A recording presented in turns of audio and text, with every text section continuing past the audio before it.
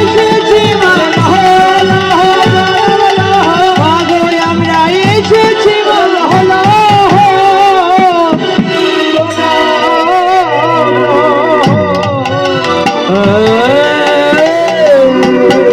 এমনি ভাবে নিমাই এসে মাতৃচরণে প্রণাম করলেন।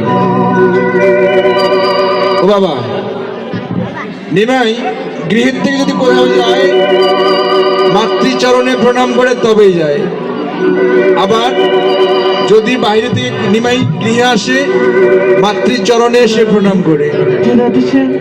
আমরা কিন্তু মাকে প্রণাম করতে লজ্জা বোধ করি, তাই না? হ্যাঁ, ভগবান নিজে আচরিয়ে শিখিয়ে দিলেন যে জগতের জীব তোমরা দেখে যাও, শিখে যাও ভজন কাকে বলে। মায়ের চরণে যদি সন্তানের মঙ্গল লুকিয়ে থাকে তাহলে মায়ের চরণে কেন প্রণাম করিতে আমাদের লজ্জাবোধ হয়? পিতামাতার চরণে যদি সন্তানের মঙ্গল লুকিয়ে থাকে তাহলে মায়ের চরণে প্রণাম করতে আমাদের লজ্জা দিচ্ছে। লজ্জা, ঘৃণা, ভয় তিন থাকিতে নয় কি ভজন। নিমাই মাতৃচরণে এসে প্রণাম। সতীমাতা কি করেছে?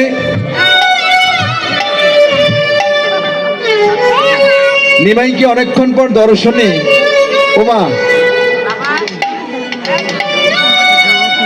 সন্তান যদি মায়ের কাছ থেকে দূরে চলে যায়, দীর্ঘ সময় পর যদি মা সন্তানকে কাছে পায় কি হয়? মা মায়ের আনন্দ অশ্রু এসে যায়, তাই না? সন্তানকে কাছে পেয়ে দীর্ঘ সময় মায়ের আনন্দ অশ্রু এসে যায়। সচিমাতা তাই করেছে। দীর্ঘ সময় নিমাইকে কাছে পেয়ে নিমাইকে যখন সচিমাতা বুকে আগলে রেখেছে, বাৎসল্য প্রেমে গদগদ হয়ে মায়ের দু চোখে আনন্দ অশ্রু ধরছে। নিমাইকে কাছে পেয়ে সচিমাতার নয়ন থেকে আনন্দ অশ্রু ধরছে, এসে নিমাই অঙ্গে পড়েছে। নিমাই অঙ্গে যখন পড়েছে, নিমাই কি করেছে? এক হাত দিয়ে মায়ের চোখের জল মুছে দিতে লাগিল,